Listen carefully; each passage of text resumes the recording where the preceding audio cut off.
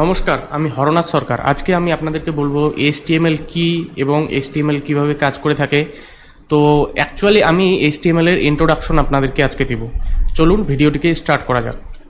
তো actually HTML আসলে কি? HTML হচ্ছে হাইপার টেক্সট মার্কআপ ল্যাঙ্গুয়েজ, মানে হচ্ছে সেটাকে মার্ক বা স্ট্রাকচার ক্রিয়েট করার জন্য এই HTMLটি ইউজ করা হয়। এবং এই HTMLটি আপনারা যদি ওয়েব ডেভেলপমেন্ট বা ওয়েব ডিজাইন শিখতে চান তাহলে কিন্তু HTMLটি আপনাদের ইম্পর্টেন্ট, কারণ ম্যান্ডেটরি শিখতেই হবে বা শিখতেই হবে, ঠিক আছে? তো HTML এর ফুল ফর্ম হচ্ছে হাইপার টেক্সট মার্কআপ ল্যাঙ্গুয়েজ।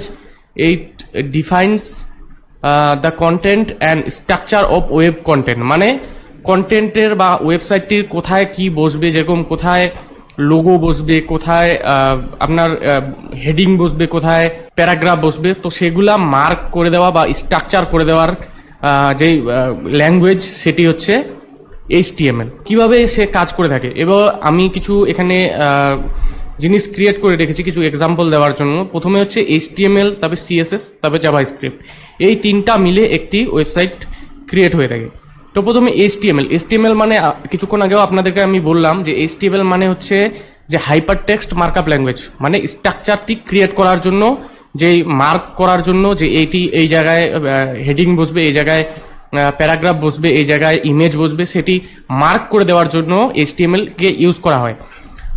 এখানে আমি তার সঙ্গে আমি নিচে লিখে রেখেছি HTML এর নিচে অনলি বক্স, মানে একটা কি, আমি যদি গাড়ির একটি এক্সাম্পল নিই তাহলে আমি গাড়িটিকে ক্রিয়েট করার জন্য প্রথমে স্ট্রাকচারটি তৈরি করব এবং তার ডিব্বাটি তৈরি করব, মানে বক্সটি তৈরি করব মেটাল দিয়ে। তারপরে যেটা CSS কাজ করে থাকে সেটি হচ্ছে কালার বা স্টাইল দেওয়ার জন্য, ঠিক আছে? আমি ওই জন্য এগুলা ছবিগুলো আমি ক্রিয়েট করে রেখেছি।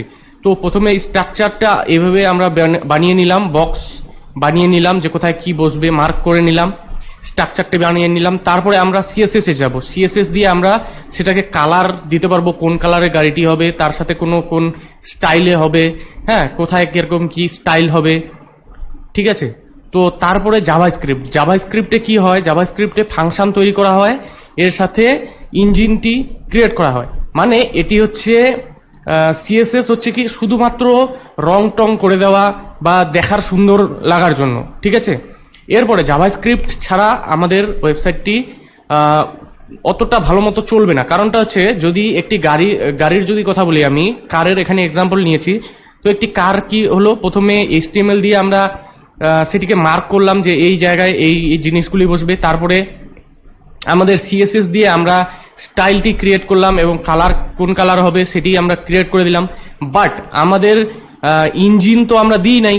এবার ইঞ্জিন দেওয়ার জন্য জাভাস্ক্রিপ্ট আমরা ইউজ করব, মানে ফাংশন কিছু দিব যে এভাবে স্টিয়ারিংটি ঘোরাতে হবে, তো আমরা এদিকে যাবে এবং চাকাগুলি এভাবে ঘুরবে। তো সেটি আমরা ডিফাইন করতে পারি আমাদের জাভাস্ক্রিপ্ট ল্যাঙ্গুয়েজ দিয়ে এবং জাভাস্ক্রিপ্ট প্রোগ্রাম দিয়ে, ঠিক আছে, প্রোগ্রামিং ল্যাঙ্গুয়েজ দিয়ে। সেটি হচ্ছে ফাংশন ওর ইঞ্জিন ক্রিয়েট করার জন্য। ধরে নিন আমি এক্সাম্পল দিচ্ছি, ইঞ্জিন ক্রিয়েট করার জন্য জাভাস্ক্রিপ্ট ইউজ করা হয়, ঠিক আছে? আপনি যদি HTML শিখতে চান বা HTML আপনি যদি ক্রিয়েট করতে চান, তার জন্য আপনাদেরকে কি কি প্রয়োজন পড়বে? প্রথমে টুলস অ্যান্ড সফটওয়্যার, আপনার দুটো সফটওয়্যার আপনাদের প্রয়োজন পড়বে। প্রথম হচ্ছে টেক্সট এডিটর, আপনারা নোটপ্যাড ইউজ করতে পারেন, নোটপ্যাড প্লাস ইউজ করতে পারেন, অথবা VS কোড এডিটর আপনারা ইউজ করতে পারেন। আমি VS কোড এডিটর কিভাবে ডাউনলোড করে ইনস্টল করতে হয় সেটির ভিডিও আমার চ্যানেলে দিয়ে দিয়েছি এবং আমি ভিডিও ডিসক্রিপশনেও দিয়ে দিব। তো আপনারা সেখান থেকে ইজিলি সেটিকে অ্যাক্সেস করতে পারবেন। তার সাথে নোটপ্যাড প্লাসেরও কিভাবে ইনস্টল করতে হয় এবং কিভাবে সেটিকে চালাতে হয় তারও আমি একটি ভিডিও দিয়ে দিয়েছি, আমার এই ভিডিও ডিসক্রিপশনে দেখবেন। এই নোটপ্যাড প্লাস কিভাবে ইনস্টল করা হয় এবং VS কোড এডিটর কিভাবে ইনস্টল করা হয় সেটির ভিডিও আপনারা পেয়ে যাবেন। সাথে আপনাদের একটি ওয়েব ব্রাউজার লাগবে, মানে ওয়েবসাইটটিকে রান করানোর জন্য বা ওয়েবসাইটটিকে দেখার জন্য, শো করার জন্য একটি আমাদের ওয়েব ব্রাউজার লাগবে। সেটি হচ্ছে আপনাদের যে কোনো, আপনি ওয়েব ব্রাউজার ইউজ করতে পারেন, বাট আমি যেগুলা প্রেফার করি বা আমার যেগুলা ভালো লাগে, যেরকম গুগল ক্রোম সবাই ইউজ করে থাকে এবং পপুলার একটি ওয়েব ব্রাউজার। তো তার জন্য আমি গুগল ক্রোমকে রেখেছি। তার সঙ্গে আপনারা মোজিলা ফায়ারফক্সকেও ইউজ করতে পারেন। এর সাথে আপনাদের যদি আপনারা যদি ইউজ করেন মাইক্রোসফট 10 বা 11, তাহলে আপনাদের কাছে মাইক্রোসফট এজ ব্রাউজার নামে একটি ব্রাউজার থাকবে, সেখান থেকেও সেইটি দিয়েও আপনারা এটিকে রান বা ভিউ করাতে পারেন। ঠিক আছে, পরের স্টেজে আমরা চলে যাই, HTML tags and file types. তো প্রথমে আমি বলে দিই HTML ট্যাগ। HTML ট্যাগের ট্যাগ ব্যাপারটা আমি বুঝাই দিচ্ছি। এখানে দেখুন আমি ট্যাগ রাইট, তো ট্যাগটিকে ক্রিয়েট করার জন্য আমাদের প্রথমে কি করতে হয়, ট্যাগ ক্রিয়েট করার জন্য আমাদেরকে লেস দেন এবং তারপরে এখানে দেখুন গ্রেটার দেন এটিকে বসাতে হয়। ঠিক আছে, লেস দেন তার সাথে গ্রেটার দেন আর তার মাঝে থাকে হচ্ছে ট্যাগটির নাম। এক্সাম্পল আমি এখানে আপনারা দেখতে পাচ্ছেন, এখানে দেখুন ট্যাগ নেম, তো লেস দেন তারপরে হচ্ছে ট্যাগ নেম। এখানে যে কোনো ট্যাগ এর নেম হতে পারে, ট্যাগের আলাদা আলাদা নেম আছে, বাট আমি শুধু সিম্পল লিখে রেখেছি ট্যাগ নেম। তারপরে দেখুন গ্রেটার দেন দিয়ে দিয়েছি। ঠিক আছে, তো এভাবেই ট্যাগ নেম বসাতে হবে HTML। ঠিক আছে, এর সাথে আপনারা দেখুন এখানে tag name less than tag name, তারপরে হচ্ছে আবার গ্রেটার দেন দিয়ে বন্ধ করে দিয়েছি, মানে প্রথমে যেভাবে ট্যাগ নেম আমরা ক্রিয়েট করেছিলাম সেভাবে। এবং আপনারা যদি একটি ট্যাগকে যদি ক্রিয়েট করেন সেটিকে কিন্তু ওপেন করলে ক্লোজও করতে হবে, এটা আপনারা মনে রাখবেন। বেশিরভাগ আমরা ট্যাগগুলিতে আপনাদেরকে HTML এ যদি ওপেন করে থাকেন ট্যাগটিকে, তাহলে আপনাদের ট্যাগটিকে ক্লোজ করতে হবে। ক্লোজ করার জন্য কি করতে হবে, ক্লোজ করার জন্য লেস দেন, তারপরে স্ল্যাশ, তারপর হচ্ছে ট্যাগের নামটি, তারপরে আবার গ্রেটার দেন। ঠিক আছে, তো এগুলা আপনাকে এখানে বসাতে হবে। তারপরে আমি একটি এক্সাম্পল দিয়ে দিচ্ছি। যদি আপনারা HTML এভাবে টাইপ করে থাকেন যে লেস দেন HTML এর ট্যাগটিকে ওপেন করলেন, তারপরে আপনাদেরকে ক্লোজও করতে হচ্ছে। দেখুন এখানে আমার সেকেন্ডে দেখুন আমি ক্লোজও করেছি। ঠিক আছে, তো এভাবেই HTML ওপেন করলে কোনো ট্যাগকে যদি ওপেন করা হয় তাহলে ক্লোজও করতে হবে। এরপরেও কিছু এক্সাম্পল রয়েছে যেগুলার ক্লোজ করার দরকার নেই। HTML এই কিছু ট্যাগ রয়েছে যেগুলোর ক্লোজ করার কোনো প্রয়োজনই নেই, ওরা শুধুমাত্র ওপেন করলেই হয়ে যায়, ওদের ক্লোজের কোনো উইথাউট ক্লোজ ট্যাগ থাকে ওদের। ঠিক আছে, ওগুলো আমি পরে বলবো আপনাদেরকে, বাট এটা আপনারা এখন মনে রাখুন যে HTML এ যদি ট্যাগটিকে ওপেন করা হয় তাহলে সেটিকে ক্লোজও কিন্তু করতে হবে। পরে আমরা যদি দেখে নিই ফাইল টাইপ বা এক্সটেনশন, আমরা কোনো ফাইলকে আমরা যদি HTML ফাইল ক্রিয়েট করতে চাই তাহলে আমাদেরকে .html লিখে সেটিকে ক্রিয়েট করতে হবে, মানে ফাইলটিকে ক্রিয়েট করতে হবে বা সেভ করতে হবে। তো ফাইল টাইপ বা এক্সটেনশন এটাই হচ্ছে .html লিখে আমাদেরকে ফাইলটিকে সেভ করতে হবে, তাহলেই সেটিকে HTML ফাইল বলা হবে। ঠিক আছে, যেরকম এক্সাম্পল ধরে নিন এখানে ফাইল নেম .html, মানে এক্সাম্পল আমি এখানে দিয়েও দিয়েছি, এখানে লেখা আছে, আমি এক্সাম্পল দিয়ে দিয়েছি। ধরে নিন আমার ফাইলটির নাম হচ্ছে ABC। ঠিক আছে, abc.html, আমাকে ফাইল নেমটি যেই হোক না কেন লাস্টে বা ফাইল টাইপ বা এক্সটেনশনে আমাকে গিয়ে সেখানে .htmlটি লিখতে হবে বা ওখানে সিলেক্ট করতে হবে। ঠিক আছে, তাহলে আমাদের HTML সেই ফাইলটি HTML ফাইলে কনভার্ট হবে বা HTML ফাইলে সেভ হবে। ঠিক আছে, তো HTML সিনট্যাক্স বা HTML কিভাবে আমরা লিখব সেটার এখানে কিছু এক্সাম্পল দিয়েছি। এখানে ওল্ড HTML4, মানে পুরাতন কালে যেভাবে HTML লেখা হতো বাট এখনও সেটাই আছে, বাট একটু চেঞ্জেস রয়েছে। HTML4 এবং HTML5 এর মধ্যে কিছুটা ডিফারেন্স রয়েছে, বাট আমি প্রথমে সিনট্যাক্সটি বলে দিচ্ছি কিভাবে HTMLটি লেখা হয়। প্রথমে যেরকম আমি HTML স্টার্ট যেরকম করেছি ট্যাগকে, এগুলাকে ট্যাগ বলা হয়। আমি প্রথমেই আপনাকে দেখালাম কিছুক্ষণ আগে যে HTML এর কিছুটা ট্যাগ হয়, যে HTML, তো এই ট্যাগটিকে আমি যখনই ওপেন করেছি তখনই আমাকে নিচে কিন্তু ক্লোজ করতে হয়েছে। এরপরে HTML এর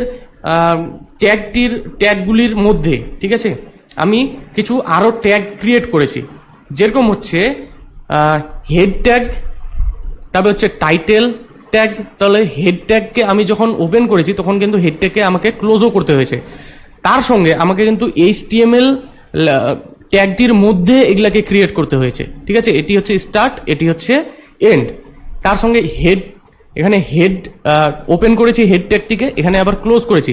হেড ট্যাগটির মধ্যে আবার আমি একটি টাইটেল ট্যাগ আমি আবার ক্রিয়েট করেছি, তার সাথে এখানে ডকুমেন্ট নেম লিখেছি, ধরে নিন এখানে যে কোনো কিছু লেখা যাবে, তার সাথে আবার টাইটেল যে ট্যাগটিকে এখানে ওপেন করেছিলাম এখানে আবার ক্লোজও করেছি।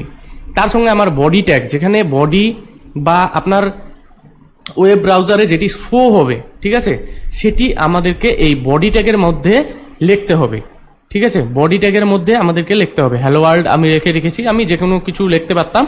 তো বডি ট্যাগ যেরকম আমি স্টার্ট করেছি বা ওপেন করেছি, সেরকম আমাদেরকে বডি ট্যাগ ক্লোজও করতে হয়েছে। ঠিক আছে, এটা হচ্ছে ওল্ড ফরম্যাটে। এবার আমি যদি নিউ ফরম্যাটে চলে যাই, আমি দেখাবো আপনাদেরকে যে নিউ HTML5, এখানে HTML4 ছিল, এখন HTML5-এ আমাদের HTML কে ক্রিয়েট করা হয়।